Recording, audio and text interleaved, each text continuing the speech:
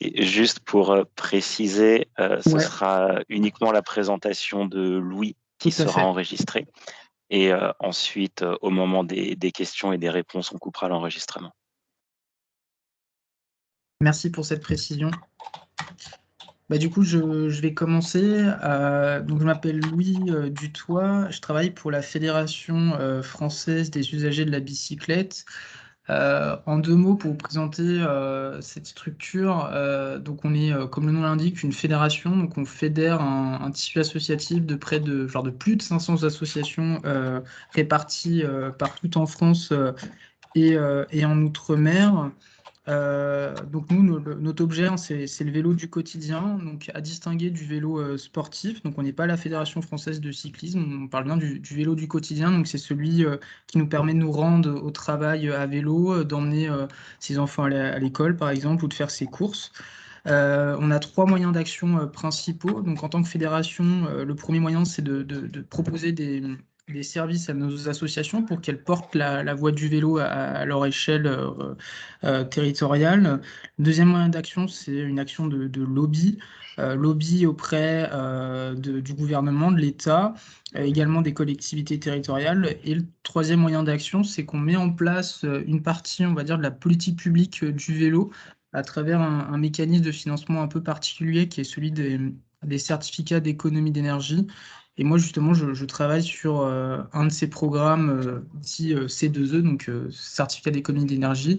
Donc, c'est le programme Objectif Employeur Pro Vélo, pardon, que je vais vous présenter dans quelques instants. Donc, ma présentation, elle est en trois temps. Donc, je vais présenter d'abord un peu les enjeux qui tournent autour du vélo et un peu le cadre réglementaire. Ensuite, je vous présenterai une certification que la FUM met en place qui s'appelle le label Employeur Pro Vélo. Et enfin, je vous présenterai et plutôt quel accompagnement vous pouvez bénéficier pour atteindre ce label Employeur Pro Vélo. Donc voilà, en première partie, première slide, je vous présentais donc les enjeux du vélo autour de quatre thématiques principales. Donc la première, c'est le vélo aujourd'hui sur les trajets domicile-travail. Ça permet de répondre à un enjeu environnemental.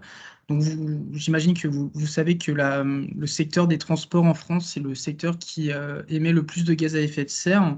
Donc, donc il émet près de 30% des émissions de gaz à effet de serre à l'échelle du territoire français. Et la voiture, elle seule, représente près de 15% de ces émissions-là. Or, 41% des déplacements en voiture, genre 41% pardon, des déplacements de moins de 5 km se font encore en voiture et dont les trois quarts en autosolisme, c'est-à-dire qu'il n'y a il y a que le conducteur qui est dans la voiture avec 3 à 4 places vacantes. Or, c'est bien sur ces trajets extrêmement courts que le vélo tire toute sa pertinence, hein. La FUB, l'idée, c'est pas qu'on mette d'inciter vos salariés à aller sur leur lieu de vacances ou sur des trajets professionnels extrêmement longs en vélo, mais par contre, on milite vraiment sur l'usage du vélo pour des trajets de moins de 5 ou jusqu'à 10 km. Le vélo, ça répond aussi à un enjeu RH et de qualité de vie au travail. Faire du vélo, ça contribue à être en bonne santé. Et donc, par là, ça permet aussi d'être moins malade. Donc, en entreprise, on s'est rendu compte que, genre, il y a des études qui montrent que des salariés qui se sont mis en vélo sont à peu près 15% moins en arrêt de travail qu'un salarié qui n'a pas d'activité physique. Un salarié également qui a une activité physique régulière, dont le vélo, sur son trajet domicile-travail, c'est un salarié qui est plus productif. Donc ça, c'est des chiffres qu'on tire du MEDEF. Donc un gain de productivité de 6 à 9%. C'est aussi un salarié qui est beaucoup plus satisfait de sa qualité de vie au travail. Donc la satisfaction QVT, elle est de 81% pour un cycliste contre seulement 60, genre, seulement contre 65% pour un automobiliste. Le vélo, ça contribue également à répondre à un enjeu financier.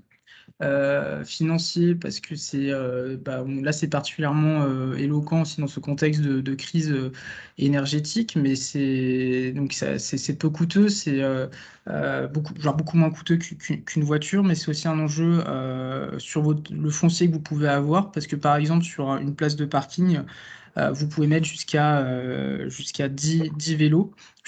Et c'est généralement aujourd'hui là, la plupart des employeurs qui se lancent dans un parking vélo utilisent des places de parking pour mettre en place du stationnement vélo. Vous avez un gain de place. Et dernièrement, le vélo, ça répond à un enjeu qui est particulièrement important pour toute société aujourd'hui, donc un enjeu d'attractivité et on pourrait dire d'image de marque auprès de ses parties prenantes, et notamment auprès de jeunes talents. Il y a une étude qui montre qu'aujourd'hui, le trajet domicile-travail, c'est la troisième cause de rejet d'une offre d'emploi.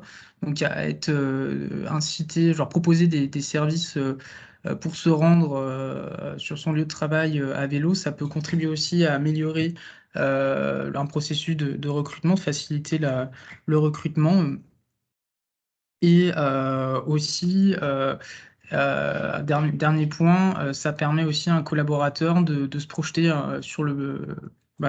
plus longtemps dans l'entreprise. S'il a un certain nombre de services vélo, ça va diminuer le turnover en entreprise, alors dans vos entreprises. Alors, je vais faire un petit point rapide sur le contexte réglementaire. Je vais être assez bref hein, sur le contexte réglementaire parce qu'il y a quand même pas mal de dispositions légales, mais s'il faut en retenir une, c'est bien la loi d'orientation des mobilités qui a été publiée en décembre 2019. Donc, la loi d'orientation des mobilités, en fait, elle fixe le cap pour atteindre une neutralité carbone des transports terrestres en 2050.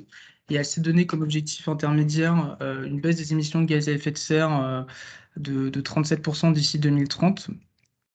Et alors, c'est pas inscrit dans la loi, mais c'est un des objectifs annoncés par le gouvernement actuel, donc un objectif qui date déjà de 2018, mais on souhaite atteindre une part modale du vélo en 2030 de 12%, alors qu'aujourd'hui en France, on n'est que à 3-4%, soit à peu près 6 fois moins qu'aux Pays-Bas. Et 12%, ça équivaut à peu près à la part modale vélo que nos voisins allemands ont en ce moment. Donc c'est un objectif qui est à la fois extrêmement ambitieux, mais qui est tout à fait atteignable. Pour cela, la loi d'orientation mobilité a mis en place, on va dire, trois actions qui concernent le vélo et qui visent à l'encourager. Notamment, elle a élargi les compétences des autorités organisatrices des mobilités. Donc, généralement, l'autorité organisatrice de la mobilité, c'est une collectivité qui est proche qui est compétente sur votre territoire. Donc, ça peut être une métropole, une communauté urbaine, parfois une commune, donc c'est un EPCI. Et là, la loi, elle a élargi la compétence de l'AOM aux mobilités durables, ce qui n'était pas le cas avant. Donc, c'est-à-dire qu'une AOM peut vous aider, employeur, à mettre en place des actions visant à promouvoir la mobilité active et durable à l'échelle de votre site. Donc, j'insiste vraiment là-dessus parce qu'aujourd'hui, ça va être votre principal interlocuteur vers qui vous allez pouvoir vous tourner pour demander notamment un appui technique, ou parfois même un appui financier. Là, j'étais en contact récemment avec l'autorité organisatrice de mobilité à Montpellier qui s'appelle Tisséo et qui propose un accompagnement gratuit pour la mise en place d'un plan de mobilité. Donc, c'est assez intéressant. Le deuxième point, c'est qu'aujourd'hui, la LOM, donc la loi d'orientation des mobilités, elle a placé la mobilité au cœur du dialogue social au sein d'une entreprise.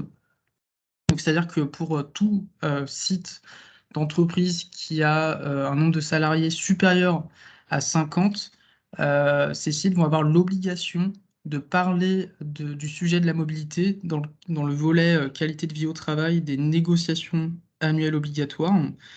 Et donc vraiment, ça fait partie aujourd'hui du dialogue social.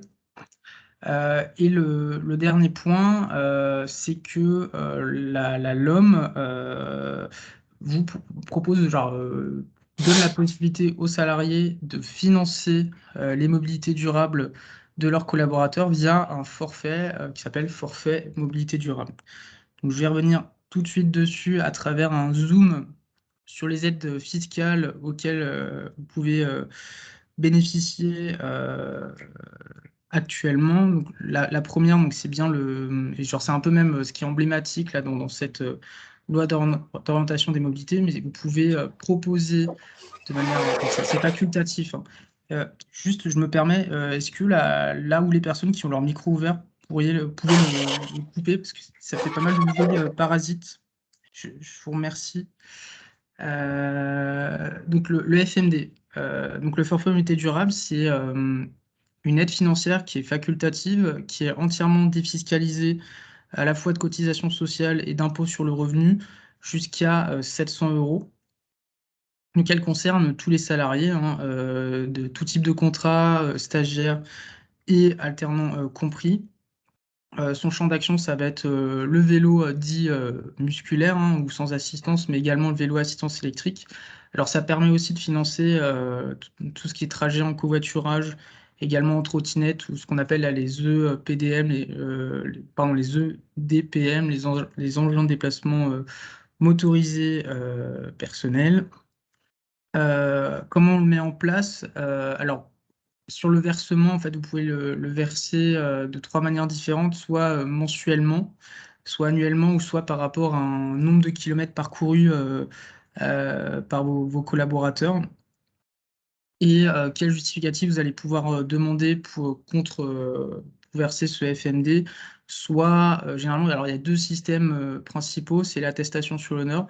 Donc un salarié, par exemple, bah, soit tous les mois, soit tous les ans, va remplir une attestation sur l'honneur comme quoi il utilise bien son vélo pour venir au travail à vélo, ou alors sinon vous pouvez aussi verser ce FMD contre des factures qui justifient de dépenses en lien avec le vélo. Donc ça peut être une dépense d'achat, aussi d'entretien, de formation, etc.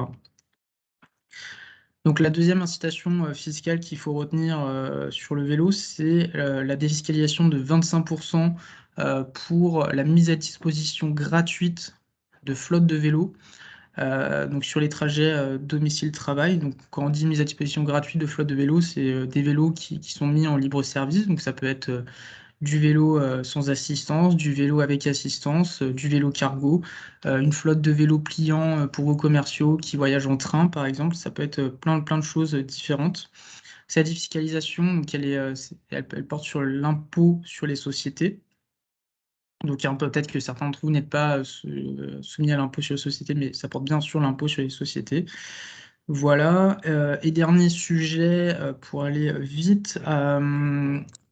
C'est l'URSSAF, en fait, comment dire, par rapport aux véhicules de fonction, a une interprétation un peu plus souple en ce qui concerne le vélo de fonction, parce que contrairement à des voitures motorisées de fonction, le vélo de fonction ne va pas être considéré comme un avantage en nature. Donc le vélo de fonction, peut-être que vous ne connaissez pas encore, mais c'est un dispositif qui commence à prendre de l'ampleur depuis 2-3 ans en France, et qui consiste un peu sur le même modèle qu'une voiture de fonction, de proposer à vos salariés un vélo qu'ils peuvent utiliser sur leur trajet domicile-travail, sur leur trajet professionnel, également sur leur trajet de loisir le week-end, et qui est pris en charge en partie par l'employeur. Mais généralement, dans ce modèle, on a toujours une part qui est prise en charge par le salarié, qui équivaut à peu près à 30% d'un loyer en LLD. Alors, je vois qu'il y a quelqu'un qui nous rejoint. Hop, voilà. Euh, et le dernier sujet genre la dernière aide que je souhaite peut-être mettre en évidence, alors c'est pas une incitation fiscale, mais il s'agit de toutes les aides à l'achat qui vont être proposées par vos collectivités. Donc c'est le petit bouton que j'ai mis tout en bas, aide à l'achat.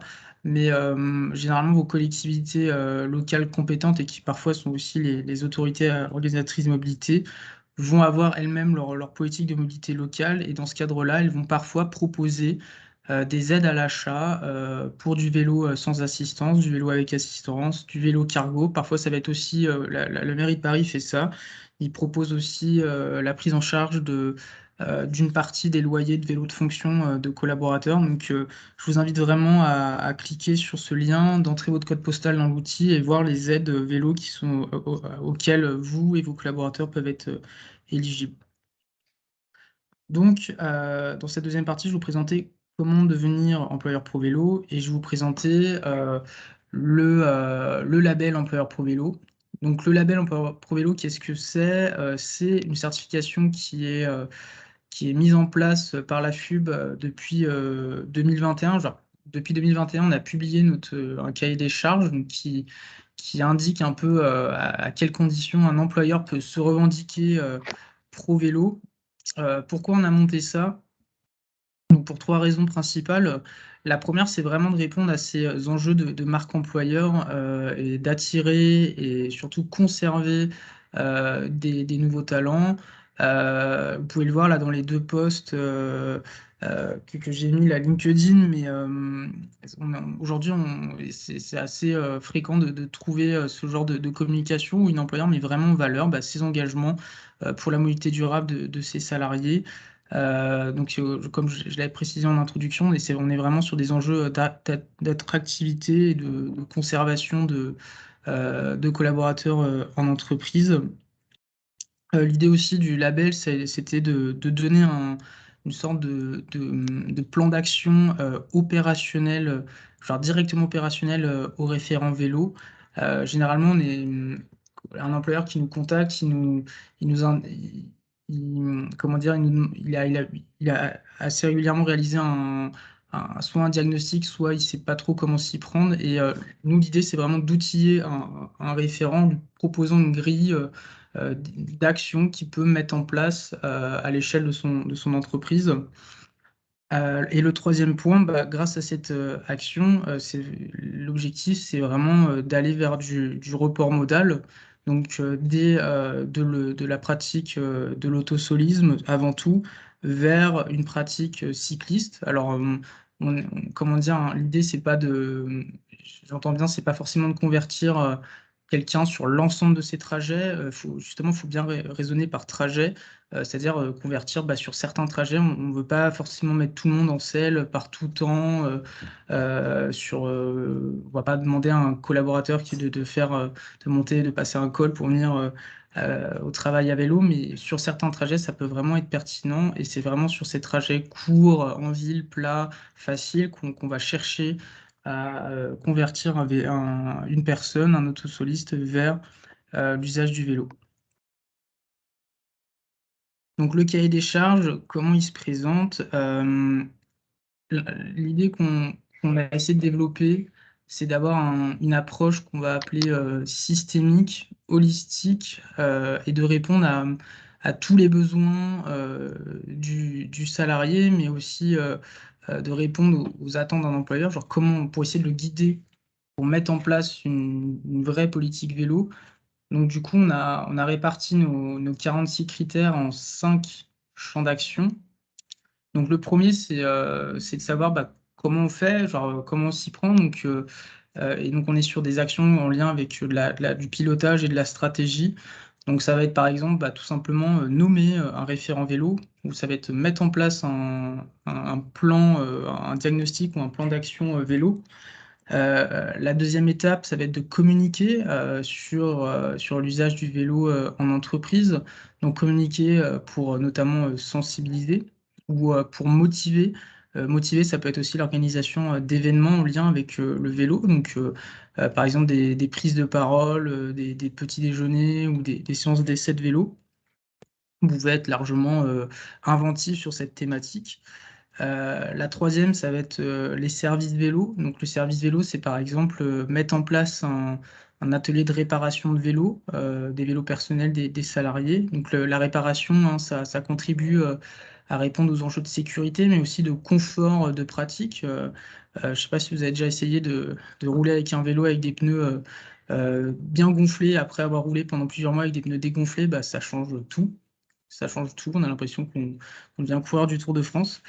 Euh, et le quatrième aspect, c'est la sécurité. Donc là, on est sur des enjeux de construction de plans de prévention d'accidents, mais aussi de formation des salariés.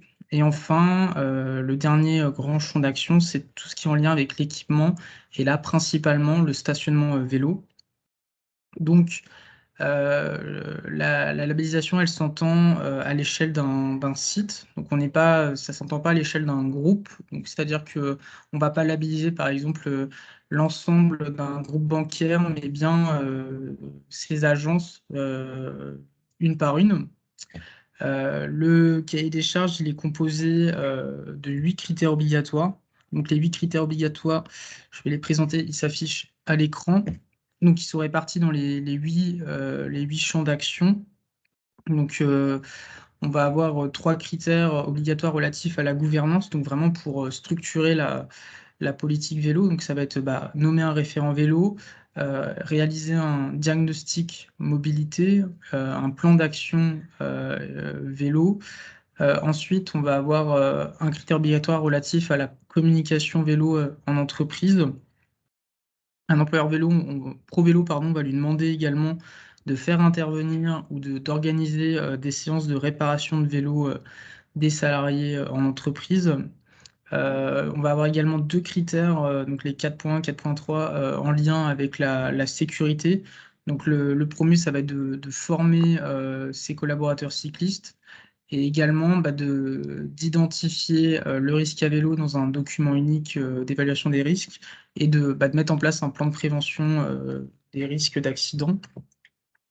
Et le dernier critère obligatoire, ça va être de mettre en place du stationnement vélo à l'échelle de votre site.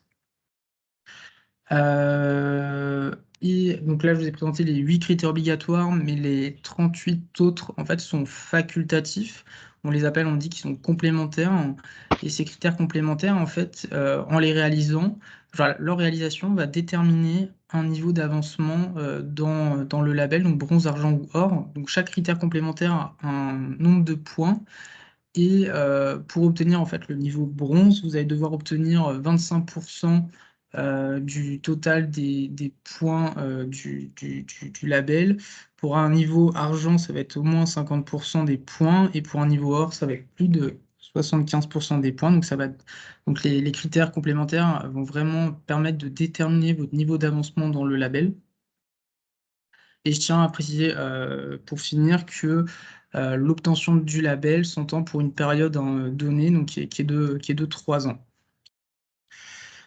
Donc, je vous ai présenté le label. Maintenant, je vais vous présenter le programme Objectif Employeur Pro Vélo, donc qui est un outil qui va vous permettre, qui va vous accompagner d'un point de vue humain et financier vers l'obtention du label.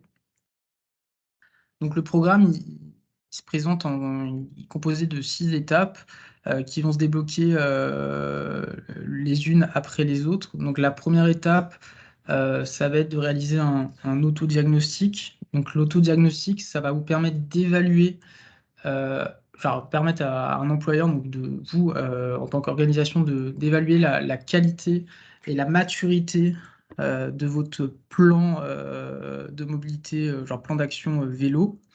Au cours de la deuxième étape, la réunion de cadrage, vous allez rencontrer un conseiller qui va débriefer avec vous le résultat de cet autodiagnostic et qui va vous aider à rédiger une feuille de route en vue d'obtenir le label employeur pro vélo. Voilà. Ensuite, en étape 3, c'est une étape qui dure très peu de temps, mais on va vous demander de signer une charte d'engagement. Donc, à travers cette charte, j'insiste, n'est pas contraignante, il s'agit vraiment d'une charte, c'est pas un contrat. Vous allez vous engager à avoir pris connaissance à un certain nombre d'informations en lien avec le programme et vous engager surtout à aller au bout du programme d'accompagnement. Étape 4, donc là, on rentre vraiment dans le cœur de l'accompagnement du programme. Il s'agit de sélectionner des services et des équipements dans un catalogue. Donc, je vais revenir dessus juste après. Et donc, en réalisant ces actions, vous allez améliorer la qualité de votre plan vélo et surtout améliorer votre conformité aux attendus du cahier des charges du label.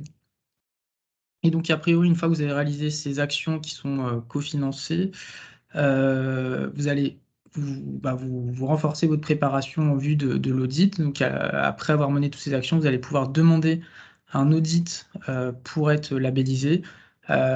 C'est pas marqué sur la slide, mais j'insiste bien là-dessus. L'audit, il est entièrement pris en charge par le programme. Donc, vous êtes audité et a priori, si vous avez suivi étape par étape l'ensemble des conseils qu'on vous a donnés, vous allez pouvoir être labellisé. Et là, vous obtenez un label soit bronze, argent ou or pour une durée de 3 ans. Donc, je fais un zoom rapide sur l'étape 4. Donc, comme je le disais, je pense qu'on peut la présenter comme vraiment le cœur du programme.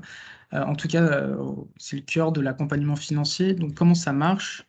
En fait, à cette étape, vous allez obtenir une enveloppe financière donc, dont le montant est compris entre 4 000 et 10 000 euros. Donc, ces montants varient en fonction de la taille de votre site et de votre emplacement géographique. Donc, en fait, placement géographique, hein, c'est juste, on va chercher à savoir si vous vous situez en France métropolitaine ou en Outre-mer. Et en Outre-mer, la prime est légèrement majorée. Et là, dans ce catalogue, vous allez trouver 4 catégories d'actions.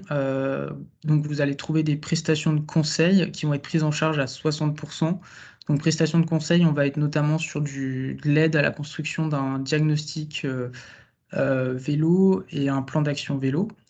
Donc ça, c'est pris en charge à 60%. On va vous proposer également du cofinancement pour la mise en place de stationnement vélo, donc prise en charge à 40%. Également de l'aide du cofinancement pour des actions de réparation, maintenance de vélo, là encore prise en charge à 40%. Et enfin, des formations à l'usage du vélo au quotidien, donc prise en charge à 60%. Donc, l'intérêt aussi au-delà de l'accompagnement financier dont vous pouvez bénéficier, un des grands intérêts du programme Objectif Emploi Pro Vélo, c'est que vous allez pouvoir aussi bénéficier d'un référencement un peu inédit parce que pour chaque catégorie de prestations, vous allez en fait bénéficier de prestations qui sont réalisées par des structures qu'on a référencées en amont et qui ont accepté aussi de respecter un cahier des charges assez strict. Et là, je vais prendre par exemple l'exemple pour la mécanique vélo. Aujourd'hui, si vous vous rendez chez votre vélociste à côté de chez vous, de quartier, il y a une majorité d'entre eux qui n'ont pas de qualification professionnelle pour faire des prestations de réparation. Et la spécificité du programme OEPV, c'est qu'on a référencé que des structures qui ont un personnel qui est qualifié. Donc, il y a le CQP mécanique cycle, par exemple. Et c'est la même chose pour toutes les autres, la même chose pour tous les autres types de prestations. Et donc pour finir, je veux vraiment faire le lien entre le programme et le label pour dire que quasiment chaque critère du label Employeur Pro Vélo a une action dans le programme Objectif Emploi Pro Vélo qui permet, qui est cofinancé, qui permet de réaliser ce critère. Donc, par exemple, pour la nomination d'une personne référente à vélo, vous allez avoir une prestation dans le catalogue qui est dédiée, donc qui va vous permettre de former cette fonction de référent vélo dans l'entreprise. Le catalogue de services, si vous choisissez les prestations de diagnostic et de plan d'action, en fait, en les demandant et en les réalisant, vous allez vous conformer aux attentes du cahier des charges du label. Et également pour tout ce qui est intervention régulière d'un prestataire pour réparer les vélos ou la formation, en réalisant les prestations du catalogue, vous allez vous contribuer à la réalisation de ces critères. Voilà, et pour la partie analyse des risques et des accidents, ça c'est déjà une obligation légale qui porte sur les employeurs, qui est d'évaluer le risque, genre d'identifier et d'évaluer les niveaux de risque d'accident dans vos entreprises. Donc c'est pour ça qu'on n'a pas mis en place directement de prestations en lien avec ce critère. Donc, je vais m'arrêter là. Je crois qu'il nous reste, si je dis pas de bêtises, une quinzaine de minutes. Et donc, voilà, je vais pouvoir répondre à vos questions pendant les 15 minutes restantes. Peut-être, Et Nathalie, je vais- vous avez levé la main depuis un moment. Oui, j'avais une petite question. Bonjour, je suis Nathalie Bardaille, je travaille à l'APES, c'est un réseau d'acteurs de l'économie solidaire en Hauts-de-France. J'ai une petite question sur un peu technique, hein, mais sur la prise en charge